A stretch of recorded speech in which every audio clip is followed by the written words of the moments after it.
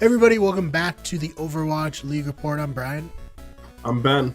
Let's talk about the Houston Outlaws, starting off with the coaches. First up is Tae-rong. He's from South Korea. He is the head coach, and he played support on the 2016 World Cup champions, South Korea. Tell me a little bit about him.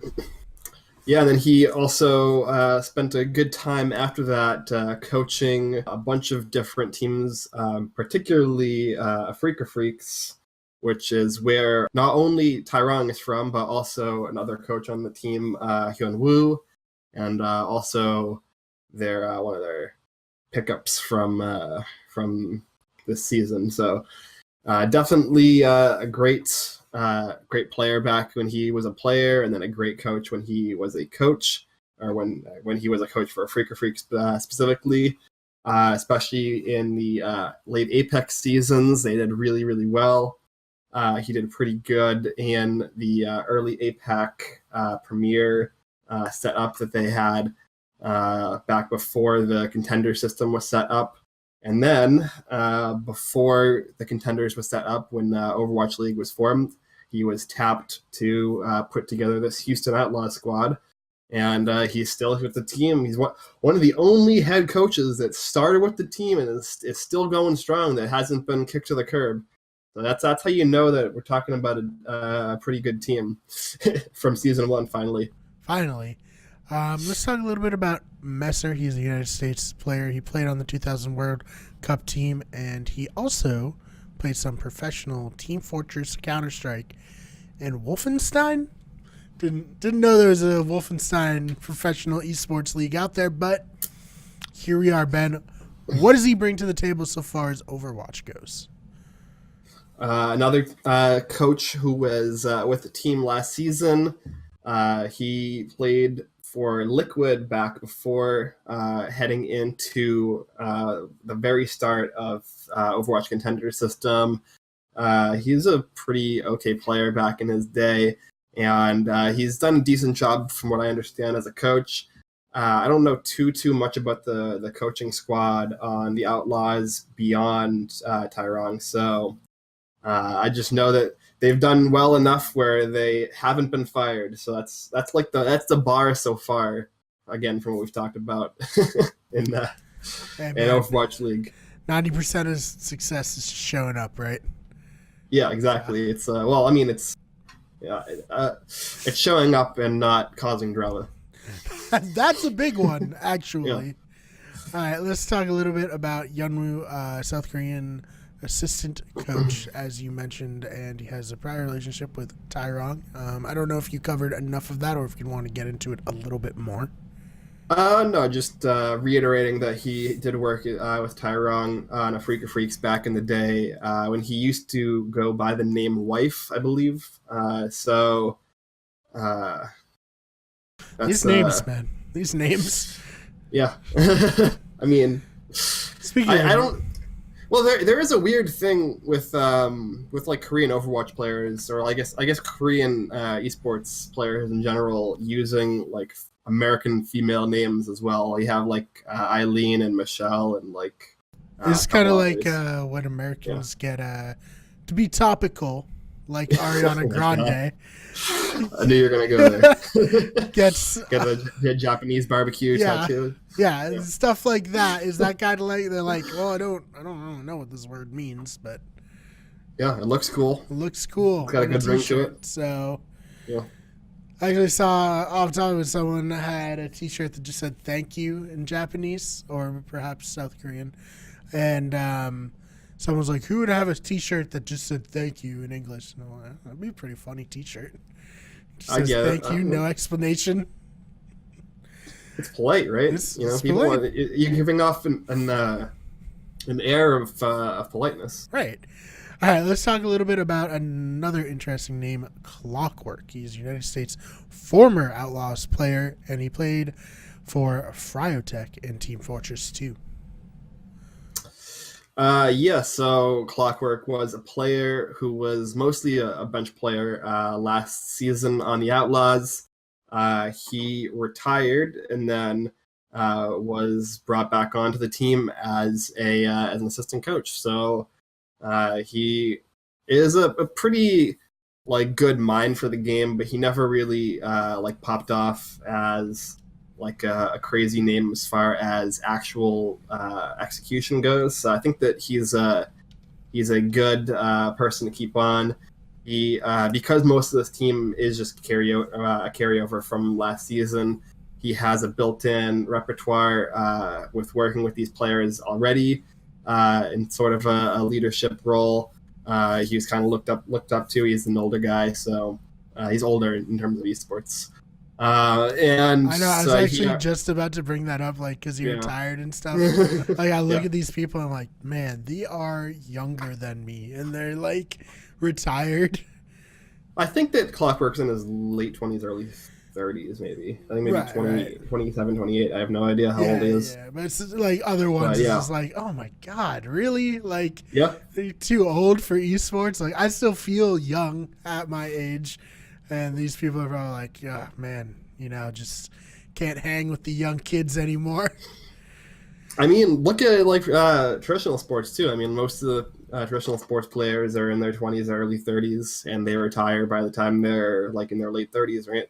No, I mean, it's very, very good point. Yeah. Other than like baseball is like the only one that like Mm-hmm. it doesn't really matter. It's not like physically debilitating to perform. Yeah. But especially esports, I mean, it's all reflexes, and as you get older, reflexes start to go a little bit. So. Well, at least most esports are reflexes. Yeah. Right, right. All right, so let's talk about the active players, starting off with Linkser. He is a player from Finland. He played on their World Cup team from 2016 to 2018. He is DPS. He mains Widowmaker, McCree, Genji, Mei, and Hanzo. Yeah, so Linkser is the core like sniper on the team. He is one of the best players carrying over from last year, probably top 3 player from last season from the Outlaws, in my opinion. He is their most consistent DPS player. He is their player who's on playing the Widow, playing all these kind of utility DPS heroes. And he's very strong. I'd say he's one of the strongest Western. I don't know. I guess Western is Europe. Europe's considered Western. Yeah. Yeah, it's right? like relatively West. Non Korean DPS players in the league, in my opinion. Yeah, I think that it's obviously good that they kept most of the squad together. I think that the core of this team is very strong, and Linkser is one of those players that contributes to that.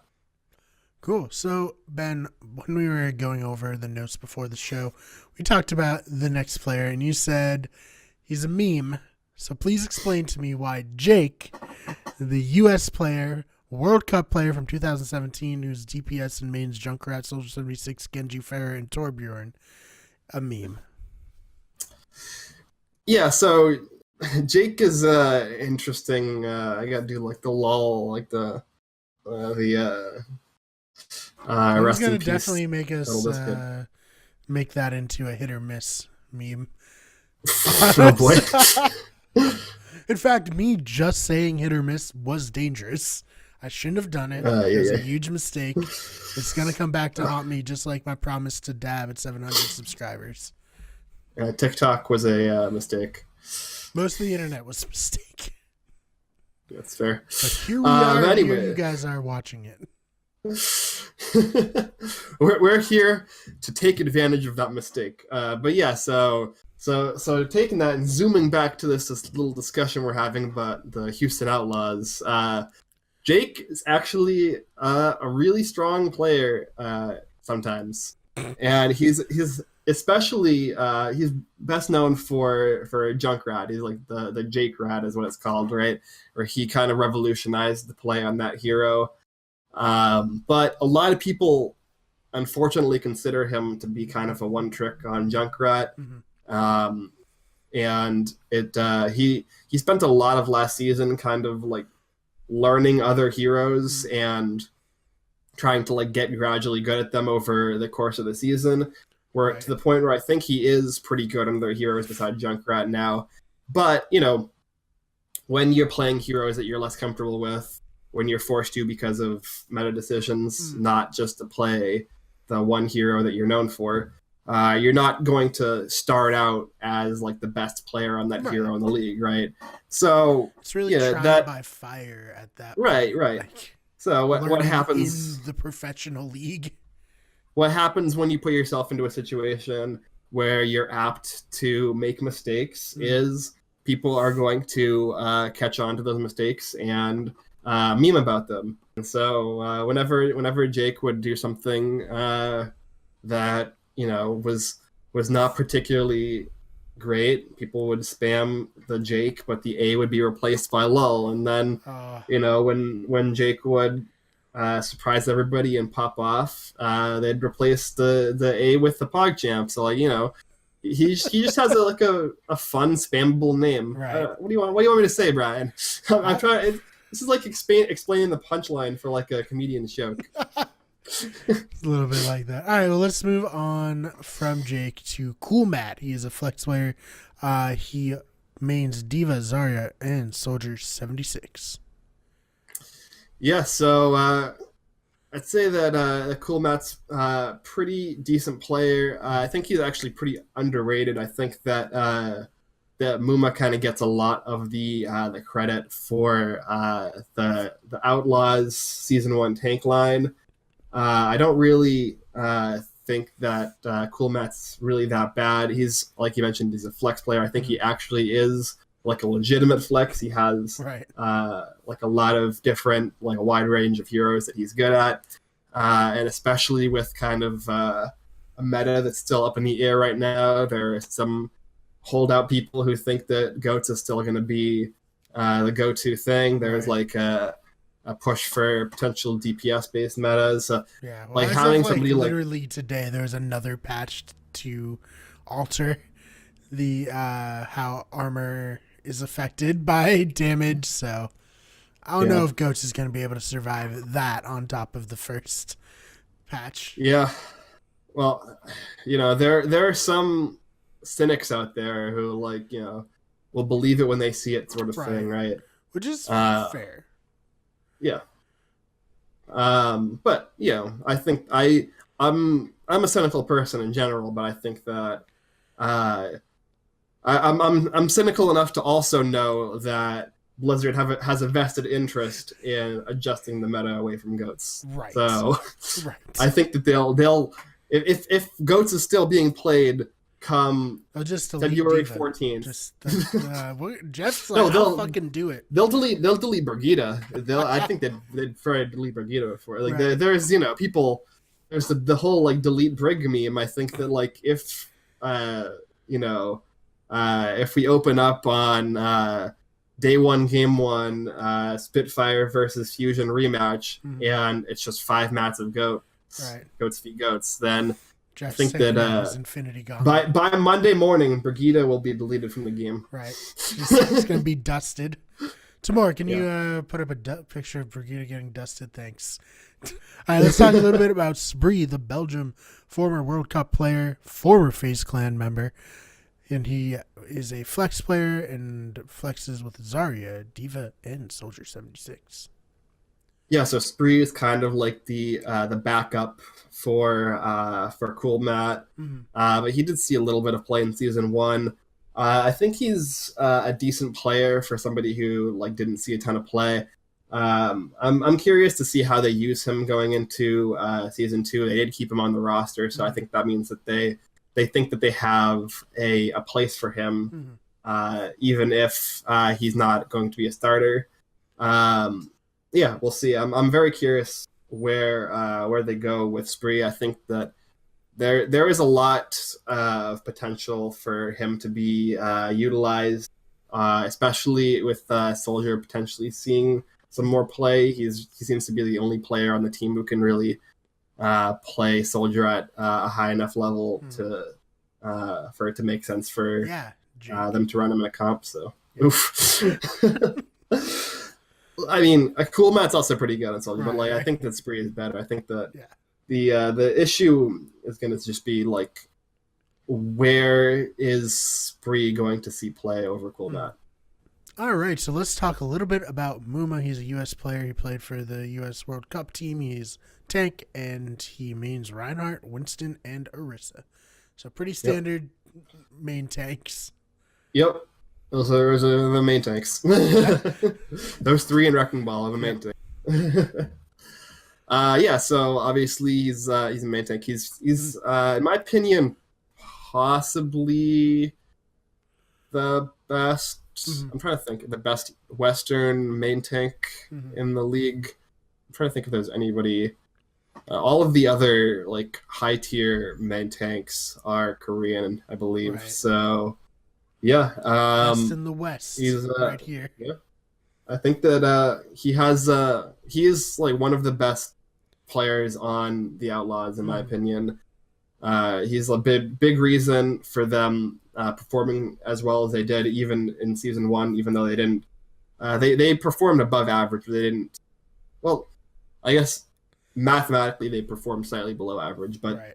they performed above average when you adjust for the fact that so many of the losses were like accumulated by the Mayhem and Dragons.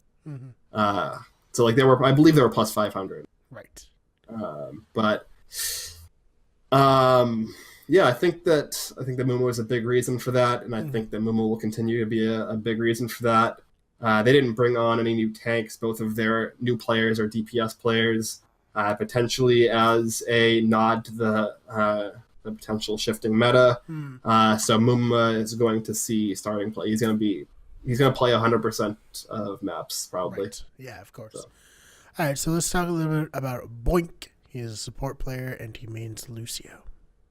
Yeah, so I think the Boink versus Bonnie is actually where we start to get into a real interesting discussion here with this team. Up until now, it's just been like, yeah, they're good. They're an above average player. Right. So Boink and Bonnie are both strong players. I believe Bonnie mostly saw play in season one, but Boink saw play because Boink is known for Lucio, right? That's his. That's the only hero he's really known for playing at a high tier. On him.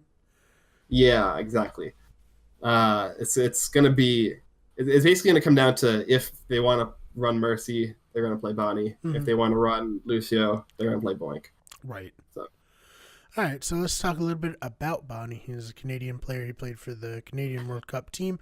He is support, as you said. He mains Ana, Mercy, Lucio, Zenyatta, and Sombra.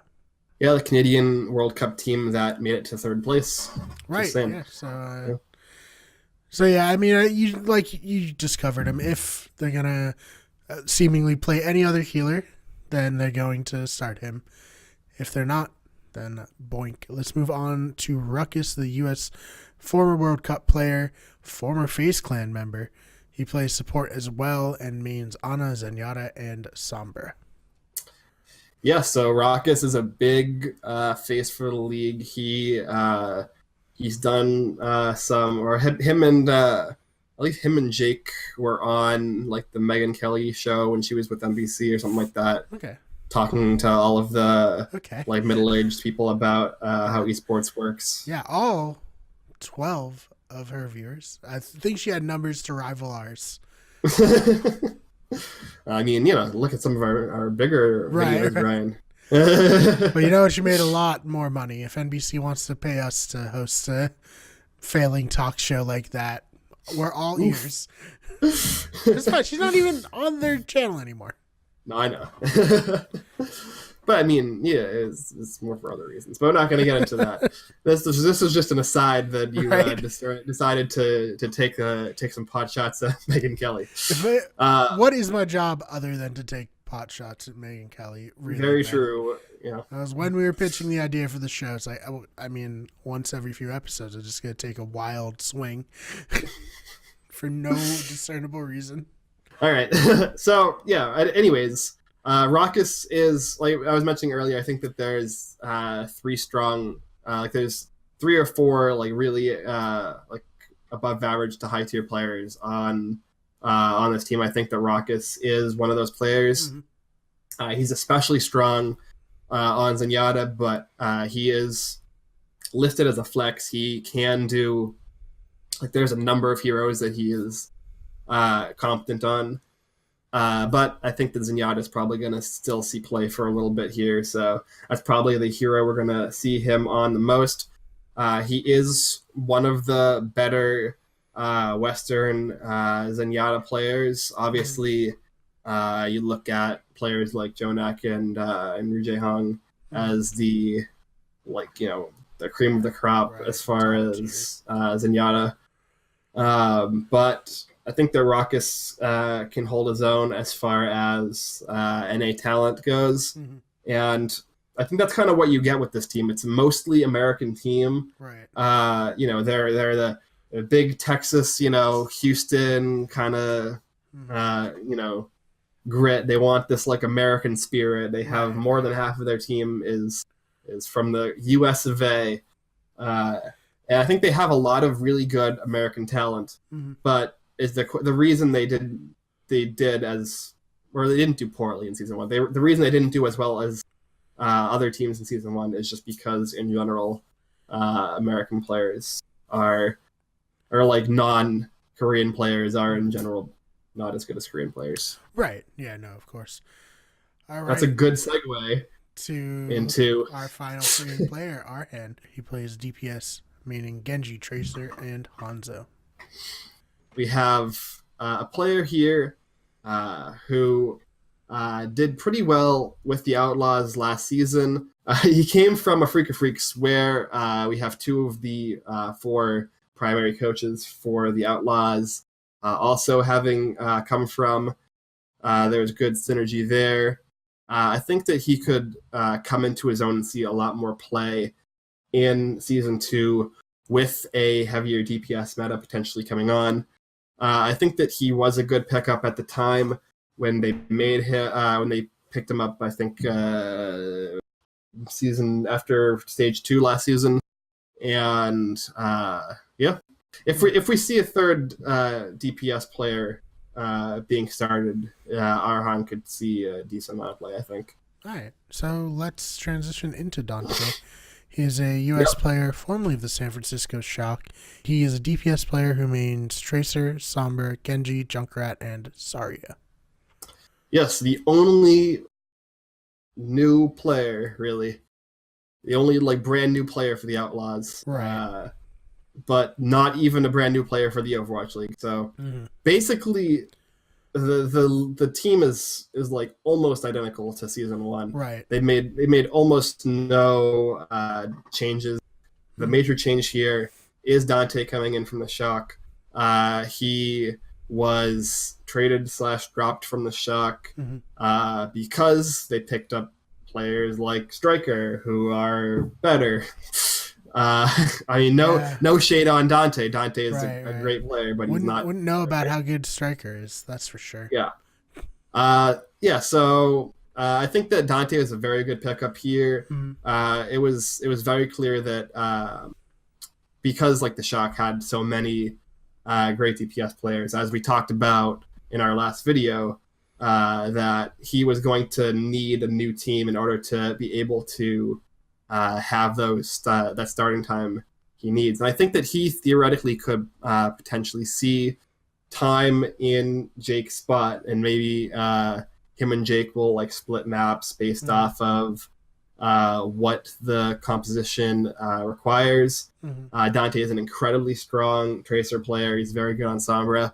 I think that he brings a lot to this team, especially with what's coming up in the meta. From my estimation, I think that Tracer is going to be good. I think that Sombra is going to be good. So I think that they made a very slight adjustment from last season, but I think the adjustment they made was good.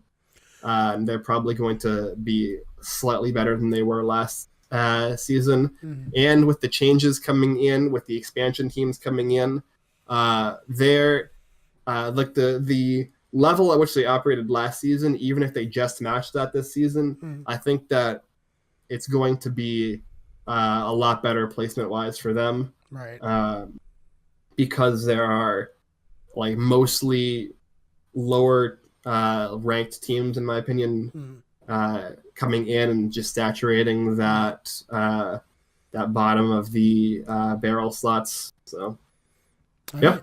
So obviously, looking at the, I guess, lack of movement on the roster, this strikes me as a team that's fairly confident in what they have, and just kind of feels like, oh, we were right there. We can maybe take that next step. Ben, do you feel the same way? Do you think the Outlaws can take that next step? It depends what you mean by the next step. I think that with a 12 team, like overall playoff system, I think it's very likely that they'll make at least the wild card Right. bracket in that setup. I can see them finishing in somewhere in the 8, 9, 10, 11 range, which could be good enough to get them into a position where they can potentially run that wild card bracket at the end. Right. Maybe get some good matchups with other teams. Mm-hmm.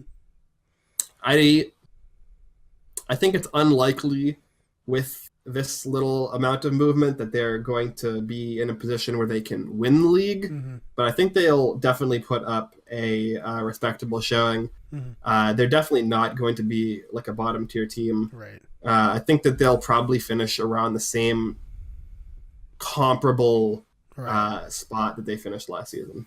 All right. So with that, that's the end of the episode. We would like to thank you guys so much for watching, and if you liked it, subscribe, like the video, turn on the bell, because other YouTubers say that, so I feel like we should say it. I don't know what it does. I have bells on several channels. Nothing happens. I never get any notifications that people have uploaded videos, so, but doesn't mean you guys shouldn't press it. And if you liked what you heard here and you want to join the discussion, make sure you comment down below. We're always looking for new people to keep the conversation about these teams going. Ben, where can they find you? You can find me at Ben Sharon. Occasionally, I'll tweet about things that are relevant to what we talk about in this channel. Right. Very occasionally. Yeah. Probably more so when the season actually gets going. I might live tweet the matches and stuff like that. So right, and then you can find us on Twitter at WG Everything, on Instagram at WickedGoodEverything. Ben, Starry, and Jenny stream on the channel. We upload videos fairly frequently, and if all that isn't enough, if all that visual stimuli is just leaving you still wanting more, we have a blog. Brian and Dylan are taking on a blog. It's www.wickedgoodEverything.com. You can see our thoughts on Dylan covers movies, I cover video games, and it's really good. And if you don't read it, my self-worth at this point is primarily based on how often people watch our videos and read our blogs. And if you don't read it, you're just contributing to me feeling bad about myself, and that's on you, really. But just check out the blog, guys. Thank you so much for watching.